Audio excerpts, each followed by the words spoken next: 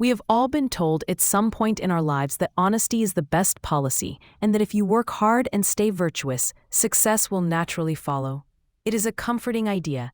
It suggests the world is a fair place where the good guys win and the villains eventually get what is coming to them.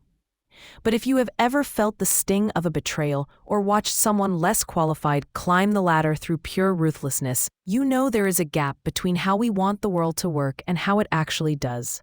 500 years ago, one man decided to stop pretending that gap did not exist. His name was Niccolò Machiavelli, and his life was a masterclass in what happens when your ideals collide with a brutal reality. He did not start out as the cynical figure history often paints him to be. In fact, he was a man who loved his city and believed in the potential of a fair republic. But history has a way of forcing us to choose between our illusions and our survival. Machiavelli was born in 1469 in Florence. At the time, Florence was the center of the world.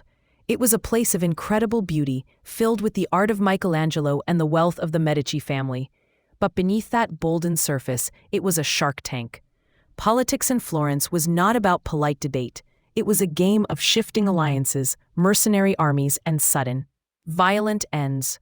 Growing up in a family of minor nobility, Niccolò was given a classic humanist education. He spent his youth reading Latin literature and the histories of ancient Rome. He was taught that a leader should be a man of character, someone who followed the ethical writings of Cicero. But as he walked the streets of Florence, he saw something very different. He saw that the people who actually held power were not always the most virtuous. They were the ones who knew how to manage fear, how to spot an opportunity, and how to strike before their enemies did. By the time he was 29, Machiavelli had worked his way into the heart of the Florentine Republic. He was not a king or a general, but a diplomat and an administrator. This was his real education. He was sent on missions across Italy and Europe, sitting in the courts of kings and watching how they operated when the doors were closed. He saw firsthand how fragile power really was. He watched alliances that seemed rock solid crumble in a single afternoon because of a bribe or a whisper. He reported back to Florence with a keen eye for the truth. He did not sugarcoat his findings with moral idealism.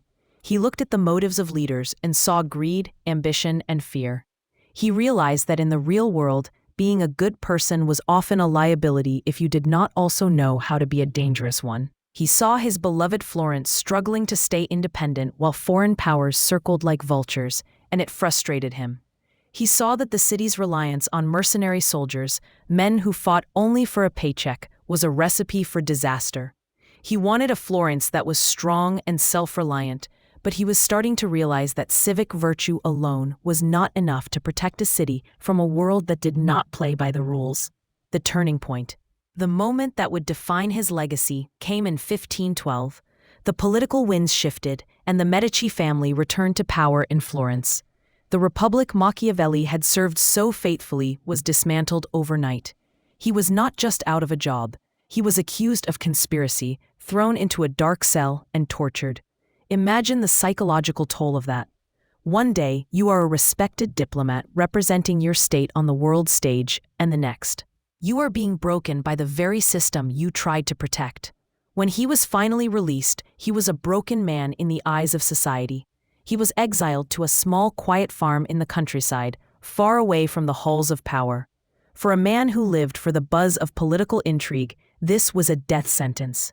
He spent his days doing manual labor and playing cards with local laborers in the village tavern. But every night, he did something remarkable.